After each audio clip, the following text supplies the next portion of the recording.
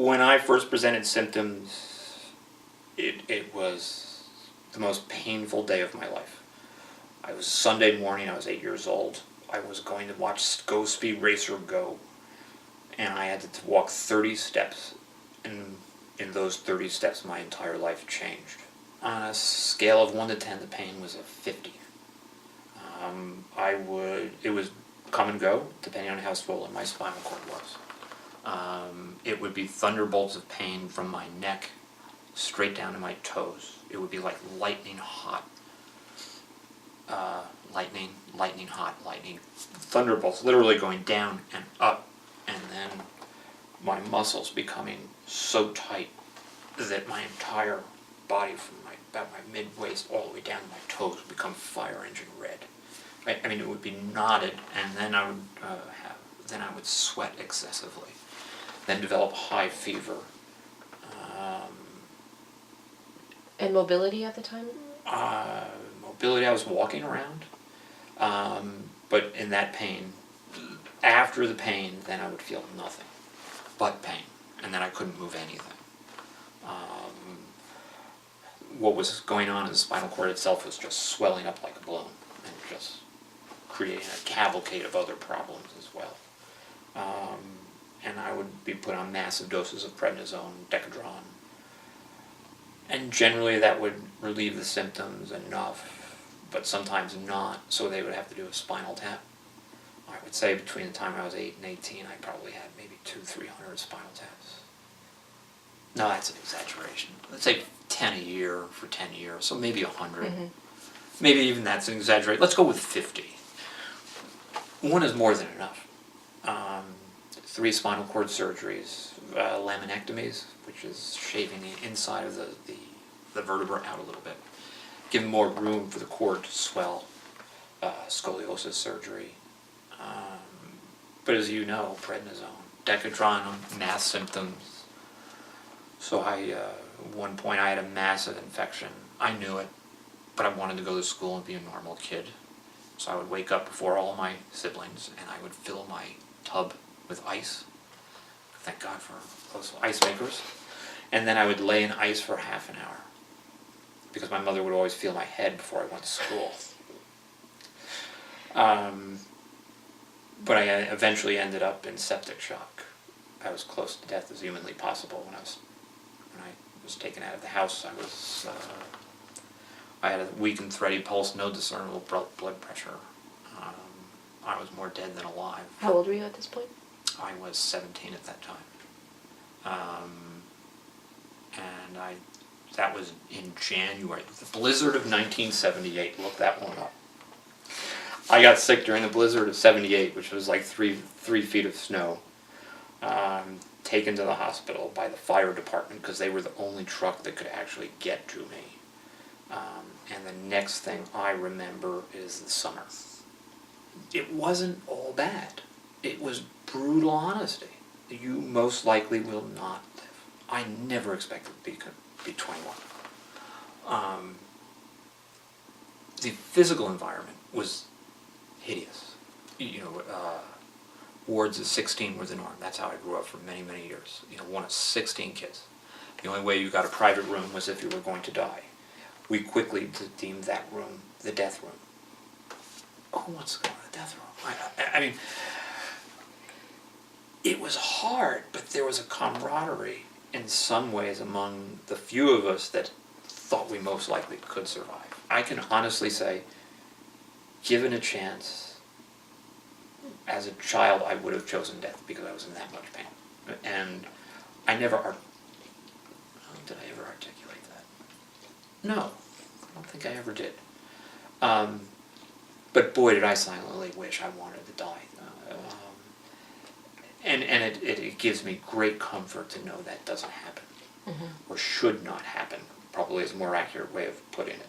But pain management is spectacular today. Is it perfect? Absolutely not. Do people die needlessly in pain? Yes, because their pain is not managed correctly. But if it's done appropriately, with a team approach, with a good working relationship between parent, physician, and child, or parent, mm-hmm. or adult and physician, there is absolutely no reason to suffer. There's nothing wrong with pain. Pain is your body's way of saying something is wrong. But where's the line between pain and suffering? I experience both, but I separate suffering from pain. I perceive pain as being a physical reaction to a bodily deficit or injury. And in that sense, I truly suffer. I truly experience pain, but I suffer too. And that's more of an existential thing. My suffering was the assumption that I would not live. When I survived that episode in January, that I was going to survive, because that's when I knew I was never going to walk. Whatever took place in those months destroyed my spinal cord. And this is at the age of 17, 18? I was 17-ish, 18. Okay. Yeah, it was beginning of 1978. It was January 13th, I woke up in the summer. I became aware of the summer. And then I had surgery, a laminectomy, and it was clear I was paralyzed for the rest of my life. And I was in a really good state of denial. And my parents were not, and they were making very aggressive steps to make the house accessible. And it was just something that I couldn't cope with, and it's not my line, but I think it's a very good one. When you're first paralyzed, it is a mind fuck of epic proportions. And it really is. It's not paralysis. It's the reaction to paralysis. And what I will remember the most is I was having a great day. I was really happy. I was working with this physical therapist, and she was really good looking. You know, I'm 18, she's probably 22. And at the end of the day, she said, well, you know, we got to order you a wheelchair.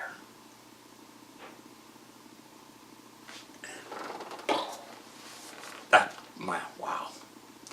That put it on brass tacks. I realized that after a decade of multiple near-death experience, I was going to live. It's akin to the loss of a loved one, meaning to death, the end of a long marriage. It is a life-altering event. I'm not saying that my comparisons are bad. It's not a bad thing. I never thought paralysis was bad, ever. I just thought, I'm paralyzed, now I got to get around differently. How do I do that? Mm-hmm. There was no blame, there was no anger.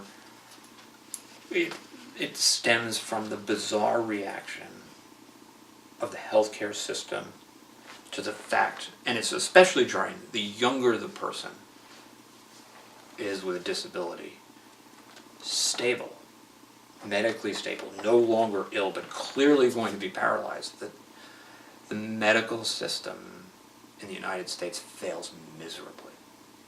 People with a disability, particularly young, independent people with a disability, are the symbolic representation of the limits of medical science. We are perceived to be failures. There is an element of fear and the stigma associated with that, yes. But I really see it more as a symbolic level. I remember when my mom started having trouble with her legs. She had peripheral artery disease. We would be going home and she said, did you see that amputee? Oh God, could you imagine if that had happened to me? And I remember getting really annoyed at my mother. And I looked at her and I said, you know what? They're lucky. I'd give up my leg in a heartbeat. You know, put her right in her place, probably one of the only times in my entire life. But she got it. Mm-hmm. You know, there's that element of fear, disbelief. Yeah, that's definitely there. But it goes much deeper. It goes into the psyche and subconscious of health practitioners. They don't want to be around people with disability at a real fundamental level. And that has been an ever-present problem in my life. The clinical reaction, the healthcare professional sees that as failure. That the limits of science, there's only so much we can do. Which is, when a physician says that, you might as well say your end life is over.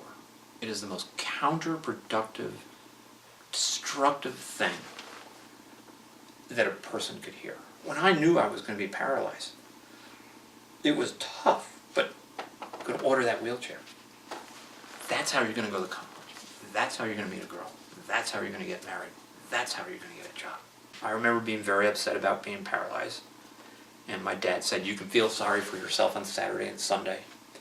And on Monday, you're going to get your ass at it in gear. And he said, I don't want to ever have this conversation again. There's only one direction, forward. It was tough love. But boy, they got the point across. And it had nothing to do with disability. It would have been, my sister was brokenhearted because she broke up with her boyfriend and her life can't go on. And she doesn't want to go to college because she broke up with her boyfriend there. You know, Right. or whatever. It was perceived to be a stumbling block. You know, I remember getting out of the intensive care unit and seeing a pile of homework, and my parents said, I want that done tomorrow. You know, there's no laying around here. You got plenty of time. You're not doing anything. You know, and it wasn't said in a mean way. It was, be productive in the best way that you can. I'm home for less than 2 days out of the hospital. I get used to being paralyzed and using a wheelchair. And then I went to college. That was very difficult, but all those lessons, you're no different than anybody else. Well, obviously I am different from everybody else. I will always be different from everybody else. But that doesn't mean I feel that way. That doesn't mean my choices, my plans, what I envision in my life is going to change one iota. I never questioned that I would get married. I never questioned that I would have children. I never thought I would get divorced, but I did.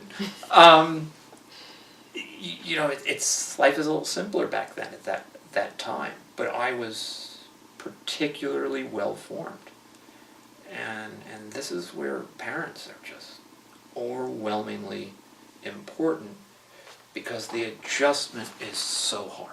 After the first semester in college, my second semester, when I realized that I could do this and it was not actually very hard, I became profoundly depressed. And I smoked a boatload of pot in my room, all by myself, listening to punk music at really low volumes. Because I realize in retrospect now, I wasn't listening to the music. I was listening to the words of alienation by guys like Sid Vicious. And I was going to CBGBs, risking life and limb. And I was identifying, even though I never could articulate it at the time, with that alienation. It really took me that year, that first year of college, university, to physically get back, but then mentally get back. And for me, what the next step was becoming active in the, oh God, what do they call it? The Fed. We didn't want to have the word disability in it. It had to be the Fed program, which was the Physical Higher Education of Disabled People. Everybody knew the Fed was for the crippled guys, you know. But we rabble-roused.